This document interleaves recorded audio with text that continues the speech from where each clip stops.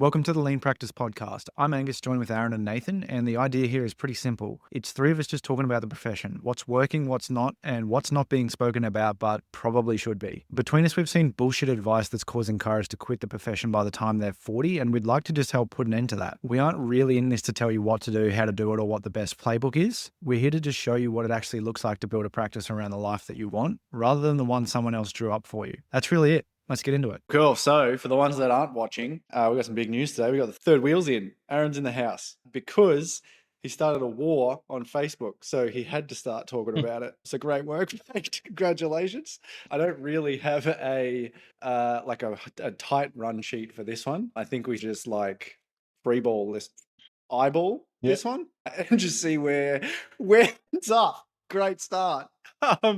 So welcome back, mate. Talk us through it. This was your prediction of where you think chiros is going. Lay it out raw. Let me bring up the original. Let me actually pull up what I actually. Give me a second. What he actually thought.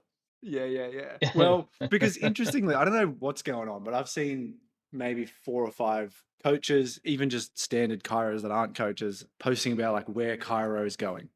It's like, where's the future going?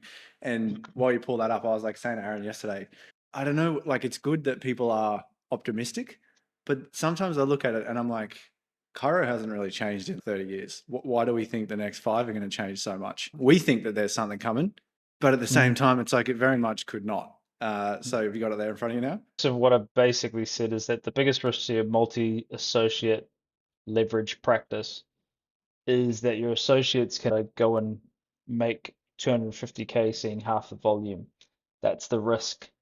And so I guess where that's from is you have coaches and coaching services promoting big, massive practices, super high volume.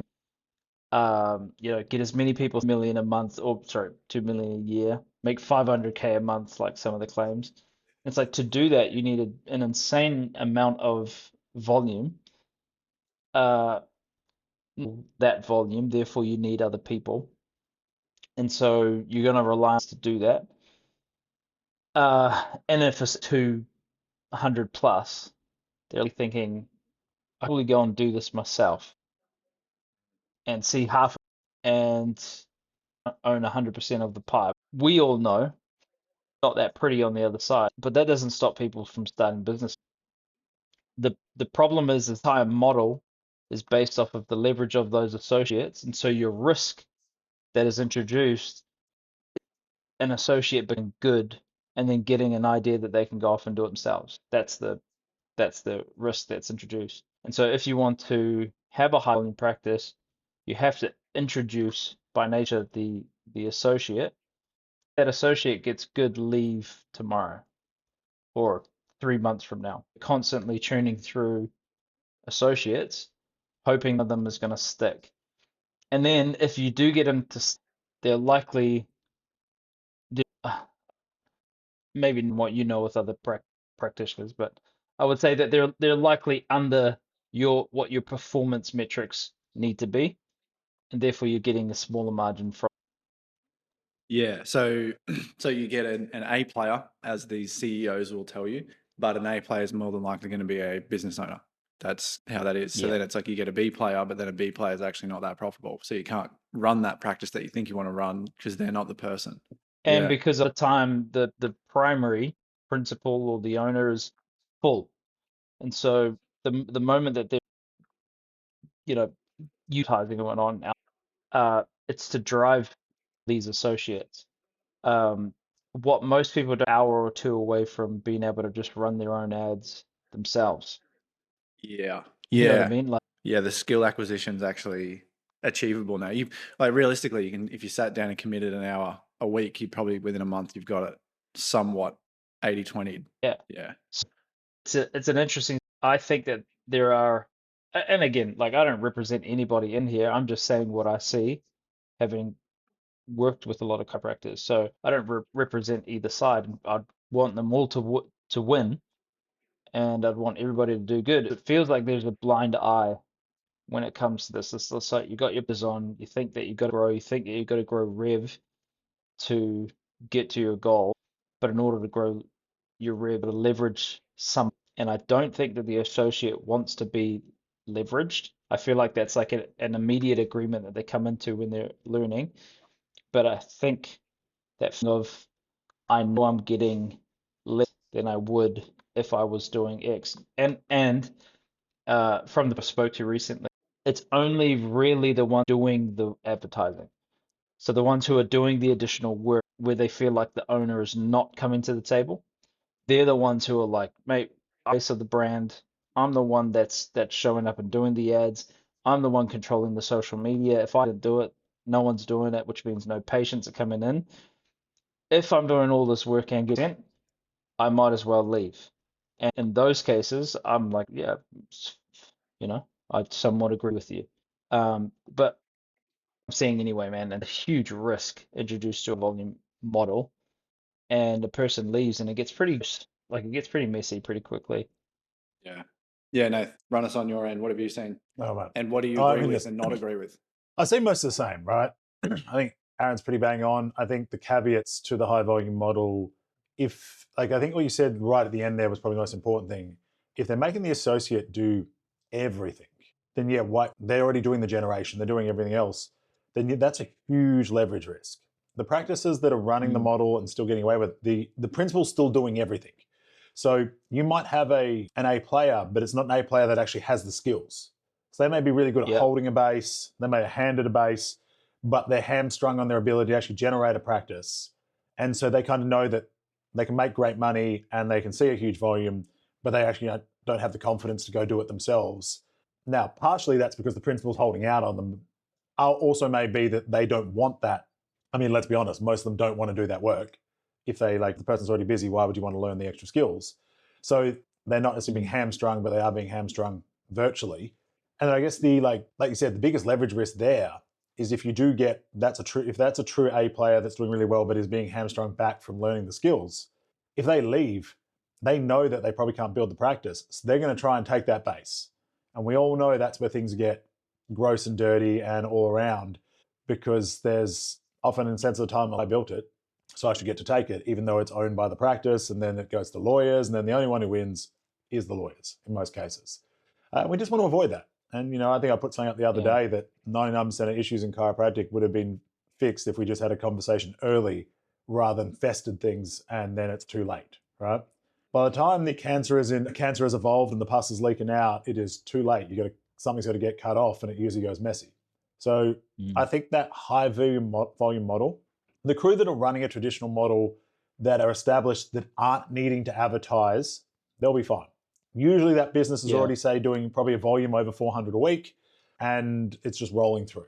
If someone's trying to use that model, but they're growing and they're only at 100, 200 a week, and they're trying to put associates in, they're trying to put multiple CAs in, it's the time to revamp, right? Like you've got a real opportunity right now to relook at that and to set yourself up better.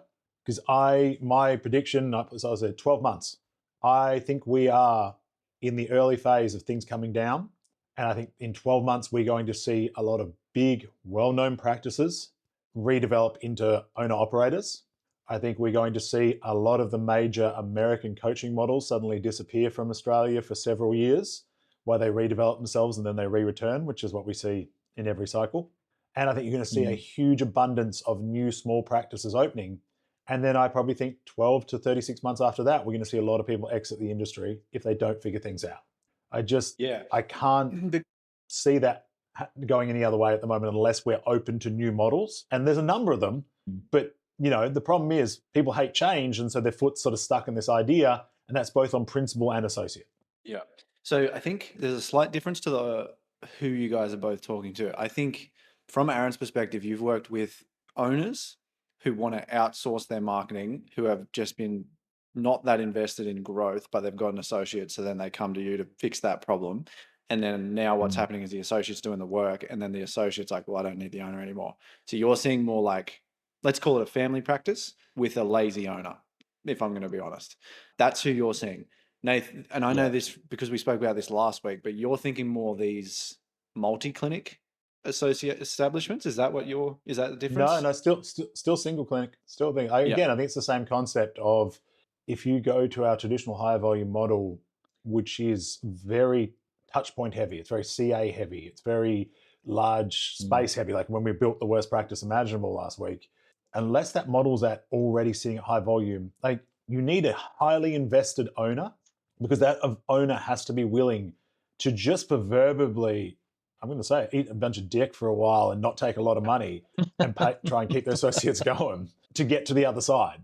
Like there's, whether you like that expression or not, and maybe that's something you're into. No judgment out here, but like that's what it looks like. You like as an owner, you basically got to be like, I'm going to pay myself like absolute shart for a while and hope that on the other side there's a giant like bucket of gold with this leprechaun, because that's what's happening. I mean, just in the last 2 weeks, I have spoken to 5 separate practice owners running these style of models that are like, I pay myself every couple of weeks if I'm lucky. Or I have good months and I'm like, here we go. And then the next month I'm short on cash flow and I've got to chip money in. And that's the truth of it. And all of them have, like, I know several have just had, like, they've got big issues going on with associates stepping out. I had one recently that's got an associate that is like building bases elsewhere and then wanting to just like pretend like it's not happening and just keep rolling. But had, you know, again, this comes back to the conversation. Instead of just having the conversation, be like, I'm going to do a double. Is that okay with you? It's just like, now I've found out that you've been doing it within our zone and now it's fucking dirty. So it's just, there's some silly stuff going on from all parties, but I just don't think, like, I think it gets worse as you add multi-location in, because as we all know, half the reason this still can work at a low level is because the owner in there can eat up so much of the overhead. As soon as you've got another one where the owner's not in, that overhead is just all guns blazing.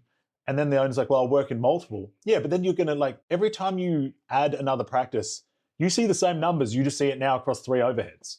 So it's just not smart. Yeah, I'm going to be honest. I thought you were going to say eat a bunch of expenses.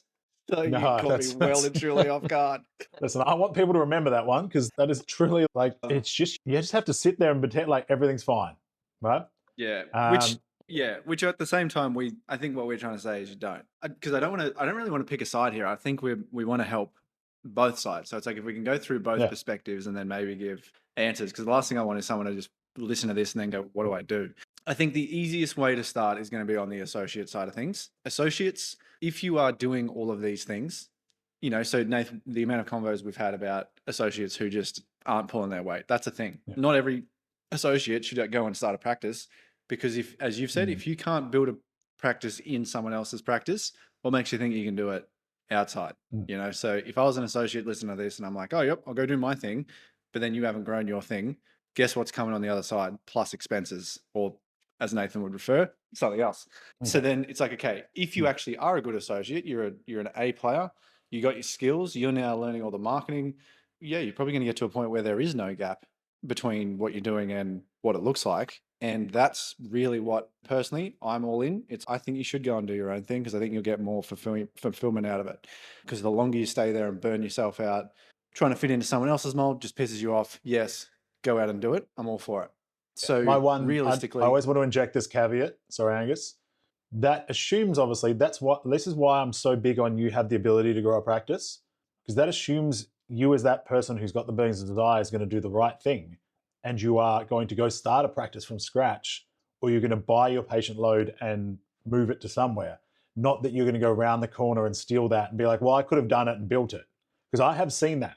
I have a colleague who built a really good associate, built all their marketing, trained them to be, and this person ended up being a great marketer within them, like, but put lots of money, energy into them. This person then went around the corner, took the patients, and when they went, hey, listen, let's have a fair file transfer, they went, no, because if I wanted to, I could just build it myself. That's bullshit. That is contract violations, all the other stuff. Yeah, let's talk about it, because we know that there's an issue coming next year for that exact thing with the changes to the rules. So I think, I don't know, the way I think with business is you get what you give. So if you did something like that, I reckon, I don't know if I believe in karma, but I suppose it sounds like I do. If you burn someone, I feel like you're going to get burnt back. That's just how I've always felt. I think the world's pretty small. I don't see any point in trying to that's just leveraging your boss, really. You're doing exactly the thing that you hate them doing to you. So my mantra would just be like, just do the right thing. by your boss. There's no point burning a bridge. Do it properly. The actual mechanics of that, do you want to run through those, Nathan? Because I probably don't know those as well as you do. Yeah. I mean, there's a lot of mechanics are pretty simple, right? If you want to go outside of restraint's a really interesting one because it's changing a lot, right? So usually a restraint zone. But even if we like push apart restraint, it's like if you are going to do the right thing, you're not going to open up close by. So it's a fair enough distance where you're like, yeah, it's a challenge for people to want to follow, right? I'm going to go a wild example because my Sydney geography is horrendous. Let's say you're central Sydney and you're going to open up in the Blue Mountains. It's probably not a restraint issue, right? Like I assume that's enough distance that people are throwing out. It's like here in Perth, like you suddenly want to open up in Rockingham or Mandurah compared to where I am in Fremantle, and people follow you, all power to you, no stress. That's just, you did some really good thing by a very finite amount of people. Now, if you're going to open up close by, there's dual options. You can not take anyone and you can start from scratch. There's no file transfers, nothing. But there is solicitation. And solicitation is essentially you telling people to come over and see you. So with your marketing, things like that, you can't be like, hey, patients, I'm now here. Because that's soliciting. You can't do those things. What most people who do it, if they're going to do it right, is they literally run no external marketing for a set period of time in order to minimize that. Because people will find people, right? And that's fair, that's reasonable, but it's not your right. They're not your patients. Like when you're in a practice, is the practice patients, right? And so although they're seeing you and they may want to follow, the fair thing to do is you can buy it out. So you can go through a couple of ways. You can have a full buyout where, there's all sorts of different ways to do it, but, your patient valuation is X. This is the amount. You pay that amount. And not only do those people follow, they are required to follow in the sense that the practice then has to book them with you. They can't book them back in with themselves. It's like, you've purchased this. Here's the whole book. If that after this appointment, you have the right, as they're finishing your practice, to book them over in that practice. Or if someone calls and says, hey, is Angus there? And they're like, no, Angus has moved to this practice. I'll send you their details so you can get booked in with them. Right? Full buyout. The other one is a file transfer fee, which is more of there's a set price per patient that follows. You do a 6-month audit usually. It depends on your terminology, but usually it's around 6 months. And anyone that has come over that time, you pay the file fee. Now, there's examples where if someone's come once in 6 months, we don't consider that a bona fide transfer, right? But if someone's come over and continued to follow care recommendations with you, that's a transfer. So we then, at the end of 6 months, summate, say it was $500 a patient, 100 patients, it's $50K, right? You've had the cash flow up front, you've had that move, and now you pay that across.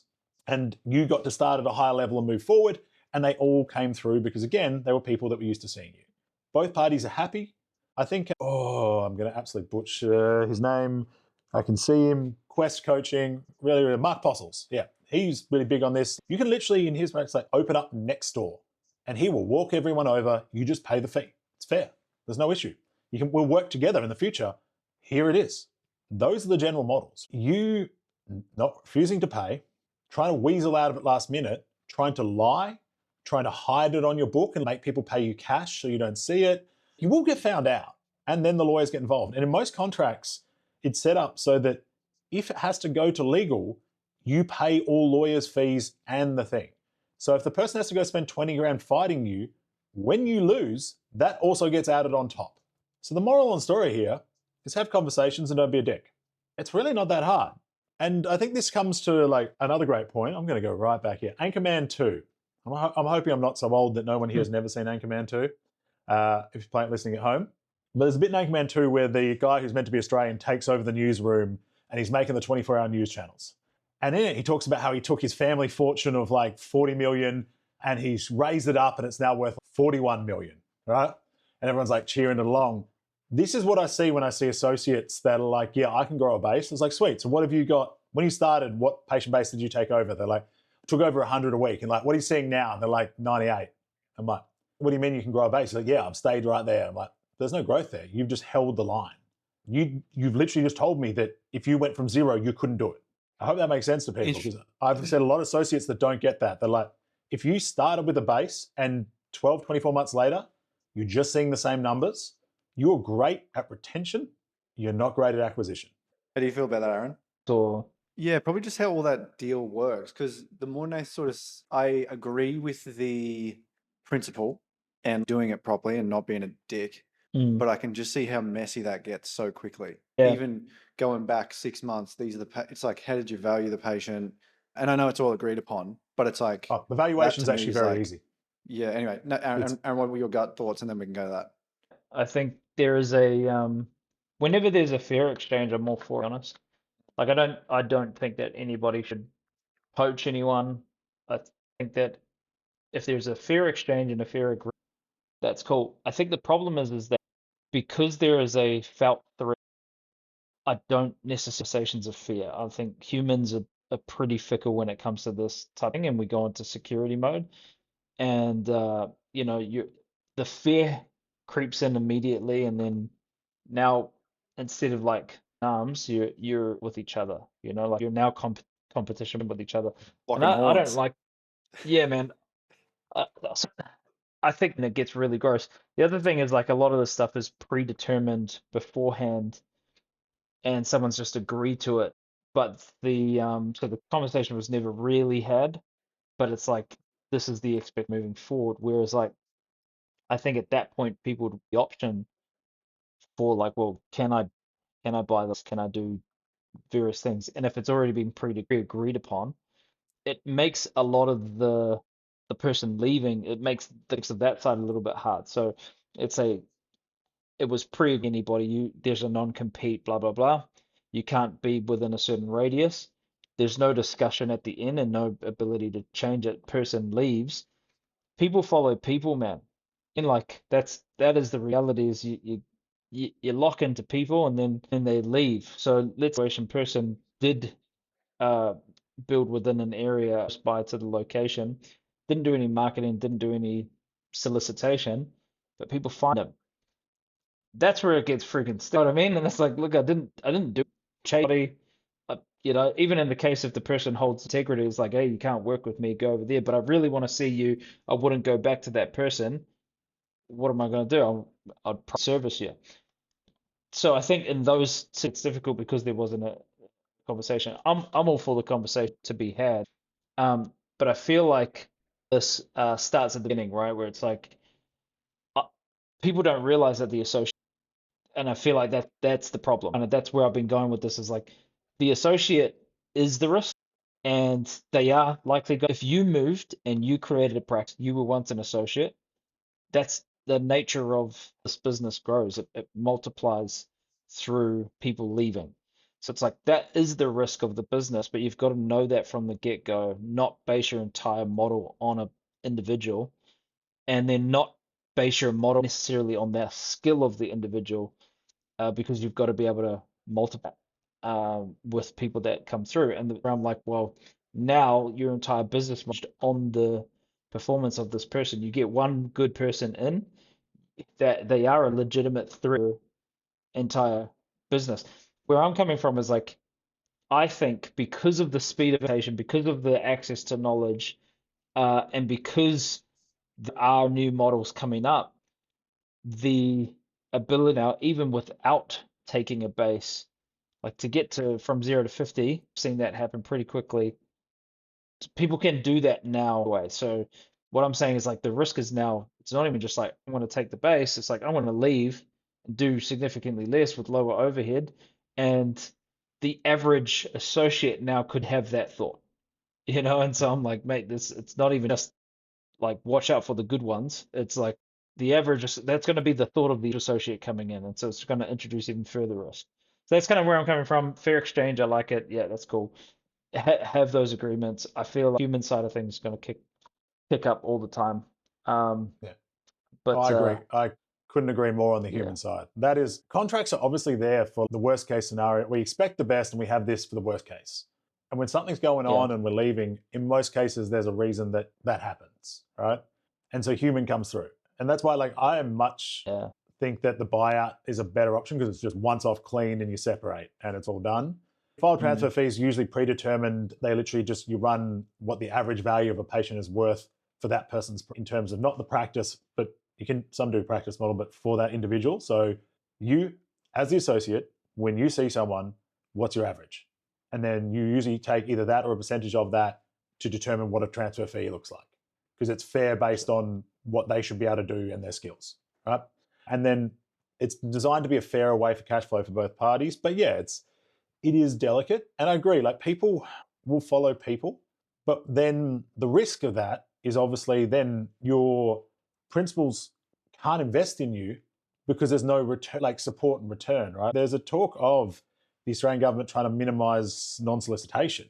And if that happens, not only is the associate almost becomes non-viable because you can't take that risk, right? You can invest often hundreds of thousands of dollars into this person to develop them, grow them, and do all these things, and there is no protection to the business for them doing whatever they want. And so the only way that works is you're going to see a model where they move in. It's like, sweet, you can come in and I'll train you all up. You get 20% because I know you're going to leave and take things eventually. And in our current model, and it's interesting. I was pushed back against the idea that the model has changed and now it's easier for associates to do it. I actually think it's always been that way. I just think people are more aware of it.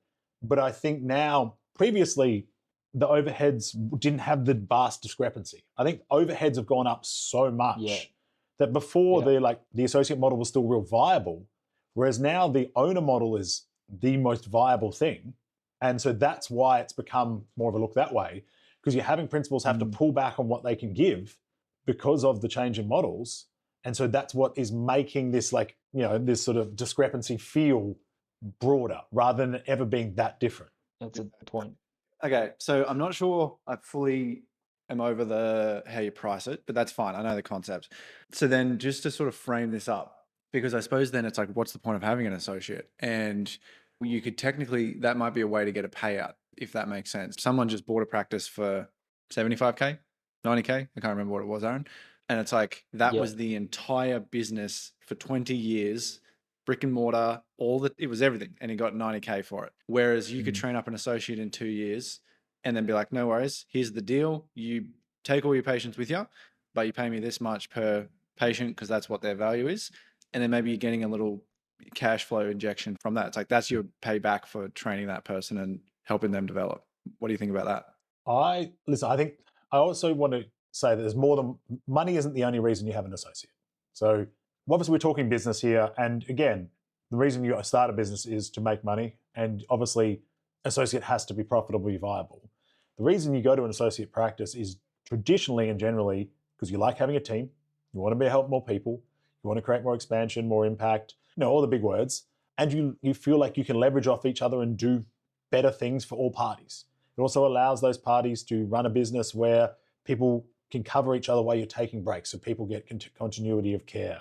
It allows you to do all sorts of different things and develop each other as the core metric. So I do think that the only idea now that the only point of an associate is just solely what can I get on return? We need to, if that's the only reason you're hiring, you are at risk of, I would argue that you're better off staying as an owner and just doing that because it's probably going to be much more lucrative and less stress. That said, I don't disagree. I think we are heading into a time, as we discussed, practices are not a great retirement nest egg. I mean, there's a practice going right now that I had a look at. They want 750, 800,000 for it, but it's because it comes with the building, and the building alone is worth about 720 or 750,000. So the business itself is worth donuts, right? I think it's got 2 associates in it, both seeing all right numbers, and it's still worth largely jack shit. It's the building is the entire valuation of it. So I think we've discussed this previously, that chiropractic is an ability to have you own your job and it pays really well and gives you great work-life balance if you do this well. And it can give associates the same thing. But it is not going to be the $10 million nest egg, the getting in on Tesla stock at $1.50 that people like to pretend online it is. So why would you have an associate? You have a model set up that allows you both to get what you're looking for and then potentially allows them to transition, almost like catch and release. And you either get a boost in terms of cash flow and they take everything, or they end up going somewhere completely different and you have a waiting base or a boost of your own numbers to bring someone else in to continue that process. Yeah. Can I just interject here? There's because this came up, right? I had a couple. Basically, I called out all the coaches that are doing the system, right? And I don't care who you are and what you do and teach, because at the point where those people become my clients and I have to tell them your model's crap and it's not going to work for you. I had information. The problem is that there's a couple base assumptions here, because that we're coming through the ones that I happen to agree with, they were like, well, money's not always the issue. It's the same as what you said. So my response to them is, if money isn't the only thing that brings in associates, why is it that this is the only agreement that we have? So why do we buy in on the same agreement that implies that in order for me to profit off of this, you need 40%, I need 60.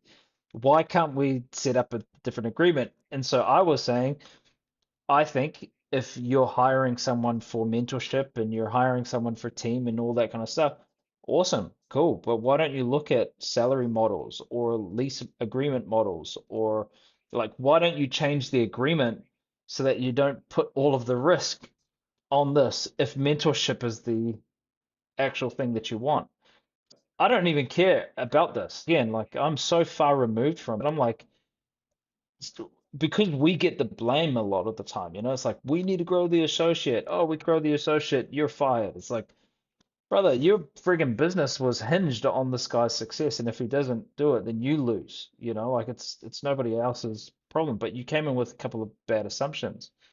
The other thing is like, how does chiropractic grow? Chiropractic is a multiplication model. So in order for chiropractic can't have one big business that all the chiropractors go to. Chiropractor is like cells, it has to grow through multiplication. So then why do we have non-competes?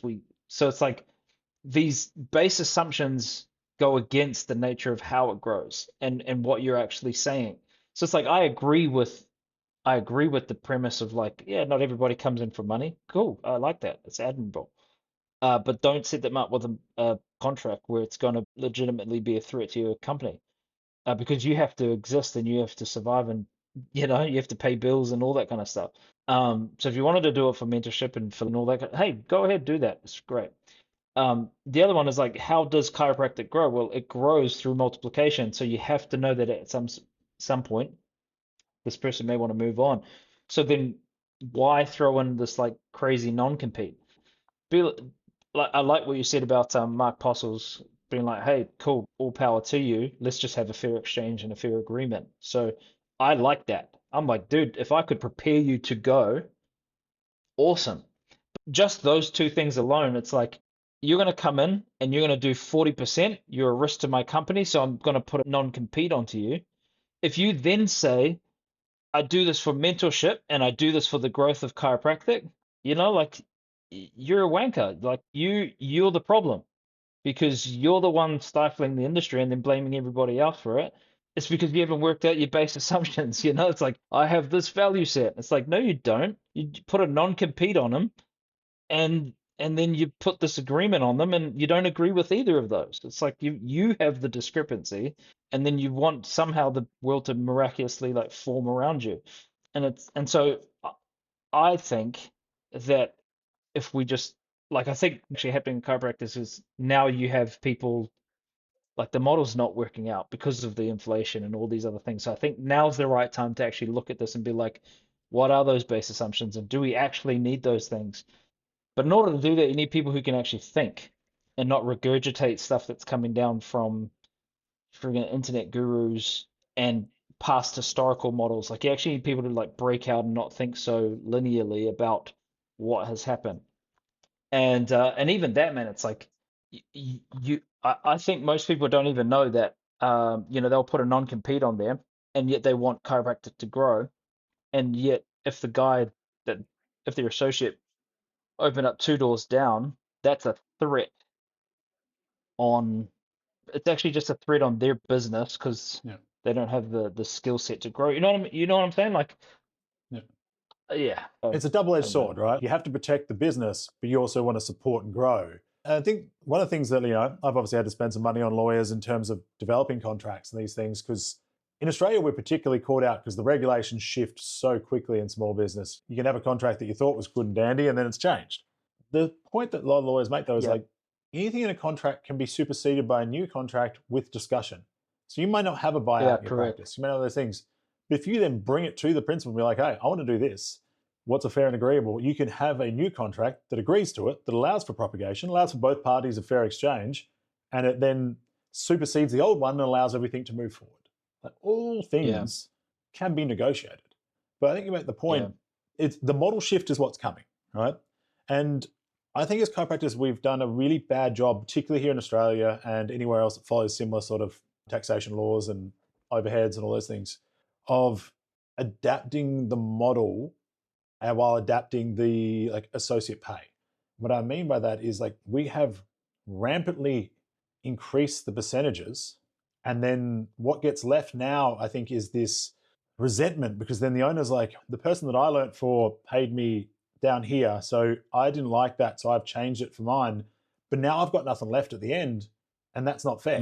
And so now you're seeing this reverb around the other way, because people argued like 40% was the standard and have for many years, and now in a lot of places 50 to 60% is the standard. And you know, I've talked about the associate cost calculator before. If you look at that current market, like if you can't keep indirect and direct costs below probably 55%, the model doesn't work. It's just you're having a bad time. You're pushing shit uphill. But people forget that when I started, I was getting 40% of $48 an adjustment. My adjustment is now $80. Someone getting $40 of that is getting a lot more. So it has naturally grown by growth of the cost per session rather than the need for percentage.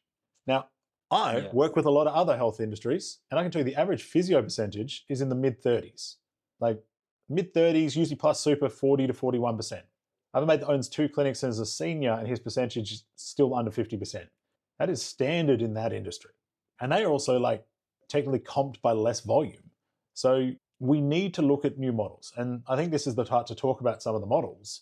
So the way I am foreseeing it myself, so the facilities I think is going to be the biggest model moving forward for people. I think it gives a better position for both parties.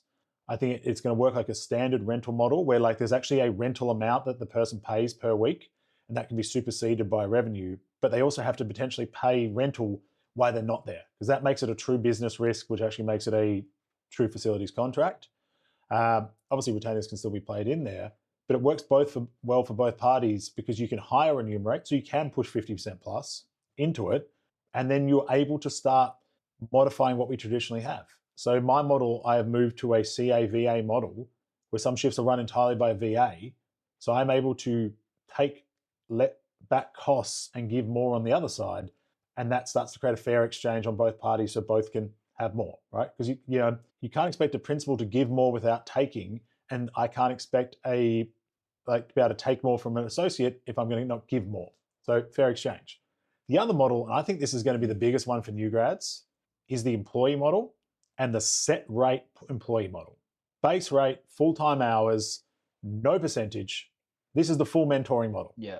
I'm going to put you in practice 25 hours a week. You're going to owe me 13 hours a week of development, marketing, all these things. And you probably start at current rates, about 70K a year.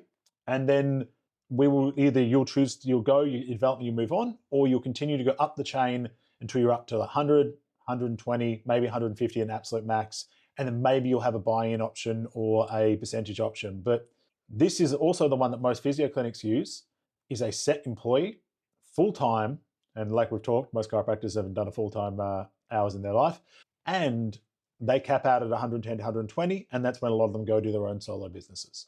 I think that's going to be the two bigger models coming through, because they allow for a lessening of overhead and a giving of more, or just a lot of give, but a flat cost, and a business can work with a flat cost.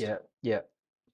There's probably going to be a third one, which can be added to the leasing rental space, which is a licensing model, where it's like, man, you rent a space and you license the brand, the systems, the marketing. So you come in and you get all of that, and you're effectively paying your share for access to systems. The thing is that if someone then leaves leasing agreement, they can still hold on to the licensing agreement. And I think that is likely going to be a thing. So it's like, hey, you can still leverage our team, we can still call your leads, we can still book your patients, you can still access our VAs, you can still run the system, you run it over there, but you license those systems back to us, and so you're paying us a premium so that you don't have to go and figure that stuff out. I think that would also work. You've actually beat me to it. I have licensing in my facilities. So it's you license the brand, you Yeah. license the equipment, you license things, and then that could obviously be ramped up and down. It can be prorated based on part-time to full-time usage of the space. And then, Yeah. I haven't thought of that going the other side. I mean, the other one is you're going to do something I've looked at with my own staff is a buyout model, but they almost buy in where you're like, all right, you can buy your patient base, stay working in the practice. You now just pay a set rental fee and you own your entire patient base. You can even change your branding. You can have a new website if you want. You can put a bit of branding on the door, or you can just work under us, but you take everything on the front end and you own it all. And now you just pay a set rental fee. Because one of the best models you'll see is 3 separate clinics under one overhead, because then everyone's got so much more leverage. Yeah. Yeah, I think that there's like good points. I think we all agree on the same thing. Aaron, yours is probably leaning into that more complex thing later. I think the underlying thing here, though, is that the owner has to not, you almost have to suck up that you're only going to make a fixed amount, particularly with a lease agreement. So, like the attraction of percentages and stuff is like, oh, well, but if they get to 200, I'll get, like, you know, and then that's usually that lure is what gets them on the back end, and then they end up losing money on them. Whereas if it's just like, okay, I'm going to make $600 a week, then you make $600 a week, regardless of what the person makes. That's in a lease agreement.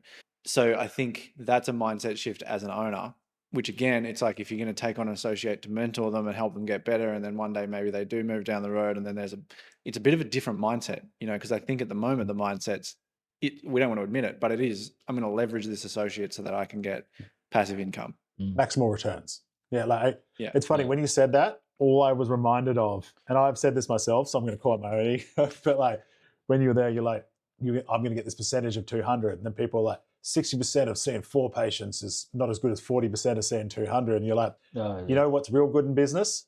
Knowing that you have a set return every week, irregardless of what happens. Sleeping. And also just a fractionization of the stress of doing everything else.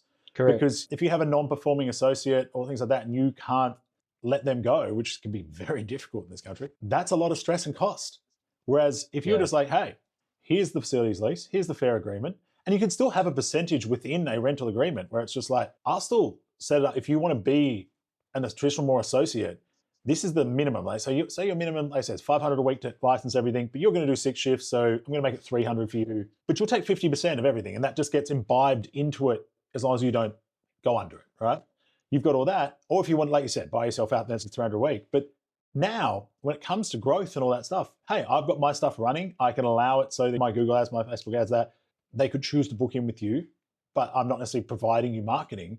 That's now on their responsibility as well. So it's like you're taking away responsibilities. You're giving more autonomy, which is what most associates want in a lot of ways. Autonomy on practice style, hours, shift changing, all that kind of things. Like, hey, within the brand rules, you can't just abandon a shift. You can't change it morning of just because you don't have someone booked first up. If we have set opening hours, you have to be there.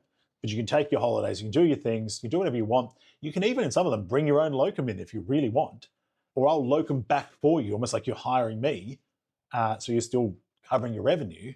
But it's not my responsibility anymore, these things. You're taking this next level towards ownership. I'm going to give you all this power. I'm going to give you all this autonomy. I'm going to allow you to make more, but it'll be on your work. And if you can really do that work, then you prove yourself you're ready to go. And then there's a transition out point there. Or like you said, a true, hey, I want to stay in here, but I want to own it. I'm going to buy it back off you.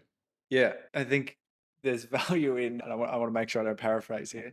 You can, if you do the lease agreement, size of the bag of dicks that you have to eat as the owner, you can reduce by being intelligent.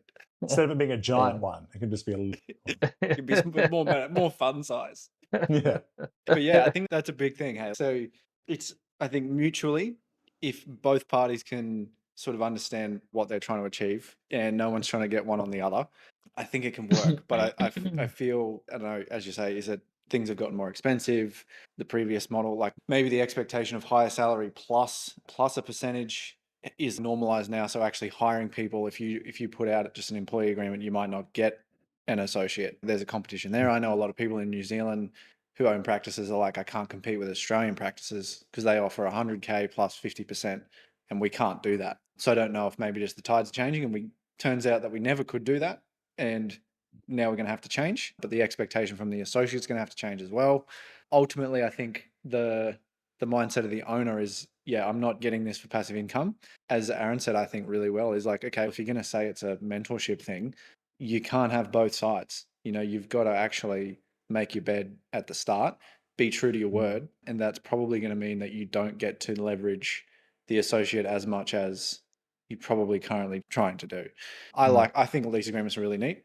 I know what you're saying, Aaron, like with the licensing model. It's something that I know you've tried to do before. It makes a lot of sense. If I'm honest, it probably doesn't make sense to anyone listening because they don't know how to do any of this stuff on their own as an owner. So they don't even know what they're licensing because they don't have those skills themselves, Literally, okay, a way to put it is you're licensing a marketing agency's model if you're working with a marketing agency. So the agency knows, I know how to do this, you pay me and I'll do that service for you. So if you had that ability, you had the patient attraction systems, maybe you've got CAs that have spare time and you can leverage the spare time. That's what a licensing model is. But a lot of people haven't even thought or got that organized in their own practice yet to let someone use it.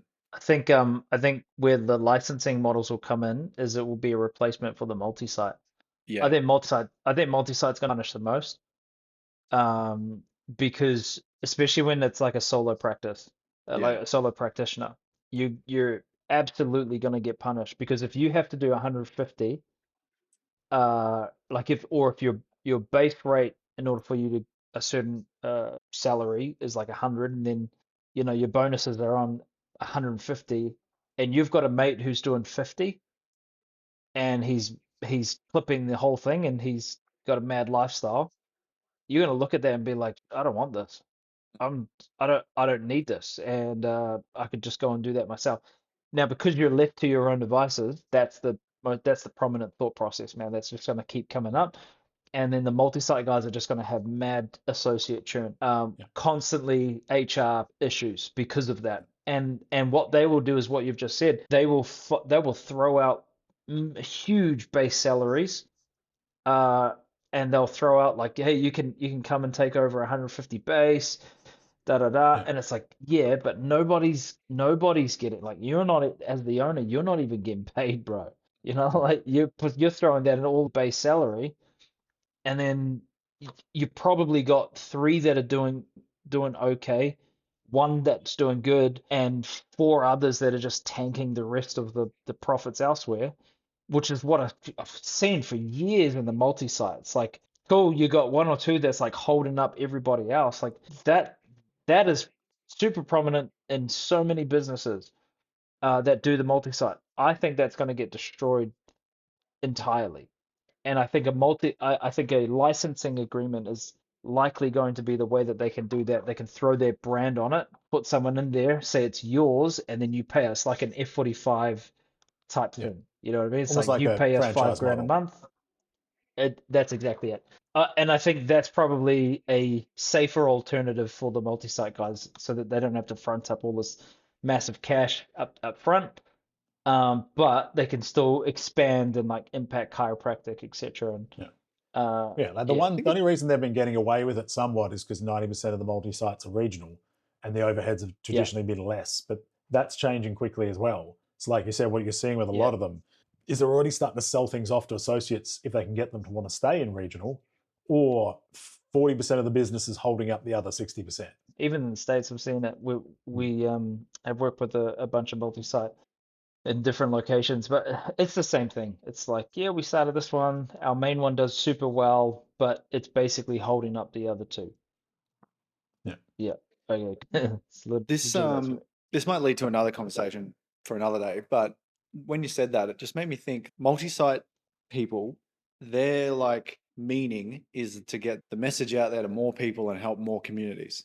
And when they've got these high staffed overturn and churn, the business inside will pick up and drop off as the person comes and goes. So for example, one location has 6 different chiros over 5 years. That patient base is at best going to maintain at like 30%, and it'll have these big ups and downs.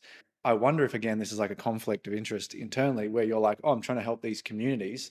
But then every time a chiro comes in and then leaves because they got the shits and then they want to go start their own thing, you're actually not helping the community that much. And I know some bigger businesses do just close the location because they can't get someone. So I do wonder then, just like spitballing, if the actual business model then should be, okay, I'll help you get started where you want to be, and then you buy me out and I'll exit so that you actually stay. Because what I see is the person leaves town. Those Yeah. patients that are there for that person, they get left with nothing, or they leave, they get a bad experience, bad taste in their mouth. And it's like, Mm. you're not actually helping the community at all. Like, what is your real purpose? And again, trying to leverage an associate in a cheap, lower overhead town. Yeah. Exactly. No, couldn't agree more. Bit, And I think, bit brutal, yeah, it's like bit of venom almost in that one. counterintuitive. Yeah. I think the last thing I want to touch is something you said before with current expectations. And this is like, because like you said, associates, you might put those, you've seen the model, we've all seen the models, we've seen, behind the curtain, to use the old Wizard of Oz analogy, and now we've seen what things cost. But then the associates, they don't know because they don't need to know. They've never need to know. They're new grads. So their expectation is still sitting there that they should be making, these 60%ers or whatever they are, and they're not going to take up the jobs. The truth is, this is why I think we're going to see a rise of all these little practices that fall apart within 3 years. Right. I think you need a generation to change. A chiropractic generation is like 5 years of uni. If you have repeated generations that go and fail and are forced to go back into like a set wage, the high percentage that are currently going into the health and safety, rehab, return to work fields that start at like 70K, I mean, they're already taking it. So I think it's there. But I think it may be that we see this, the others that are expecting otherwise are going to be in for some rude shocks. Because at the end of the day, people can go into these jobs and go, yeah, sweet, I've got this, I'm set, there's no issue. And then when things tighten up, and the principal's just like, well, for small business, there's no redundancy clause. We can just exit.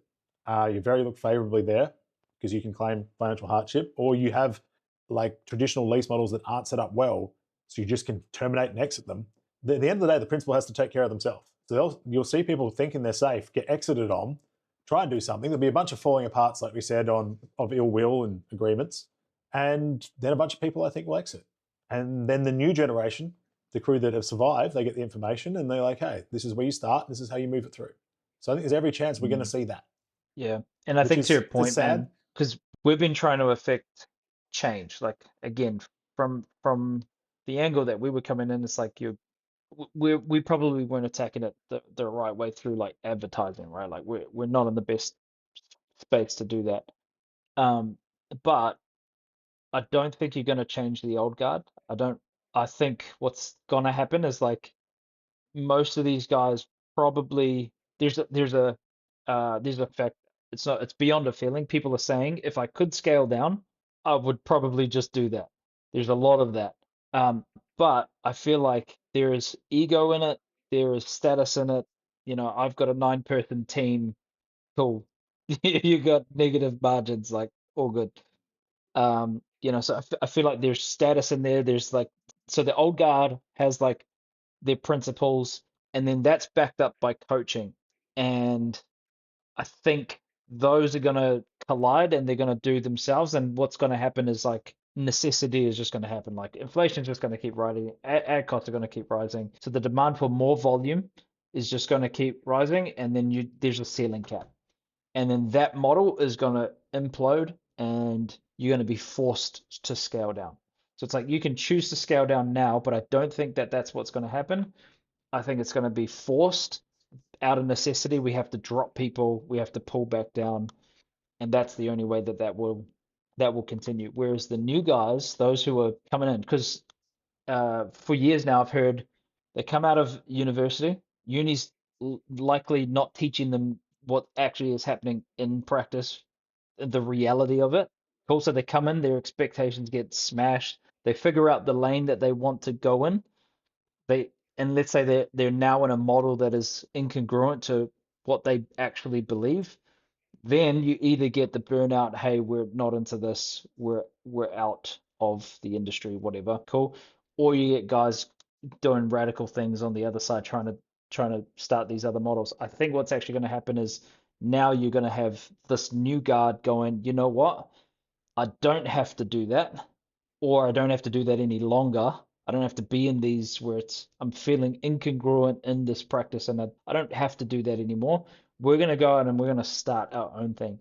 So I think the new opportunity is to actually go, this is how to start a lean practice. The old guard, it's with the new guys. that's how you do it, so that the guys who do start lean out the gate, they know how to do that. I think you get 5 or 6 dudes who are like, I was doing 40, seeing 40 on a Tuesday, and now I see 50 in a week, 60 in a week, 70 a week, and I'm okay with that, and I'm living this lifestyle. Then you'll get this kind of mass migration, and I feel like that's going to force the necessity to the old guard to start scaling down, because they're like looking at what everybody else is doing. That's going to reset. And so in my original post, I said it's going to hurt chiropractic and then it's going to help it. Because if chiropractic grows through multiplication, that's actually a good thing. You're going to get a lot of people, a lot more practices, and it doesn't mean that you have to stay lean forever. Like a lifestyle business might be something that you camp on forever. It might just be a seasonal thing before you ramp it up. But it's like learn the fundamentals of business and live your lifestyle. And then if you want to scale up over time, cool, awesome, you can do that. You're qualified to do that now. So I don't think lifestyle businesses and lean businesses are like the be all end all. I think they're necessary for this time, and then I think they're necessary for the shift. And then where it's going to hurt these practices is these big guys, big volume, you know, multi-leverage associate practices, multi-site. That's going to just crash, man. I feel like that's just going to die, and then you'll scale down to maybe one associate. Multi-site, you'll just sell off, and you'll sell those off to the guys who want to stay lean, and you're not going to sell it off at a huge value. So that's what I foresee happening, and I only see that in the next like 12 months. Yeah. That's it. And I think honestly, for 80% of these guys who have these practices, I think their associate leaving does them a favor, because then they don't have to fire them. They're hurting. People are openly hurting. And I think for the first time in probably this year, maybe the last quarter, owners with 9 associates are like, oh, it's pretty attractive to just go back to doing my thing. That like there's that little bit of selfishness, which is totally fine. So yeah, I think, as you say, it's going to hurt, but I think at the same time, I think it might save some people and save some awkward convos too. Unfortunately, I suppose the ones who may get stuck is if you do have one of those B player associates who doesn't have that drive to start their own thing, then you're sort of stuck. Like, how do you renegotiate that? But that's another thing. You just have to do it. Yeah. I think we're going to call this in, but I'm going to leave this with a quote that I literally heard a couple of weeks ago from a practice owner that will remain neutral. And I was like, how many practices do you have now? He's like, 7, but I'd be better off with 1. They know. Literally. Everyone knows. Yeah, the egos are just not letting people admit it yet. Behind closed doors, in the conversations we're having, we're seeing it every day. They know. They just can't say it publicly. And half the time, it's the same people that you're thinking about paying for coaching that are selling these models. Don't even start him. Stop. The one on stage, bro. Better stop there before we get ourselves in real trouble. Yeah, I'll just clip that bit off the end, I think. Sweet. Righto, Aaron, thanks for jumping on, mate. That was really good. Really always good a pleasure. Insight. So great ep. Nath, I'll see you in a day or two. All right. And have fun. Take care of yourself, kids.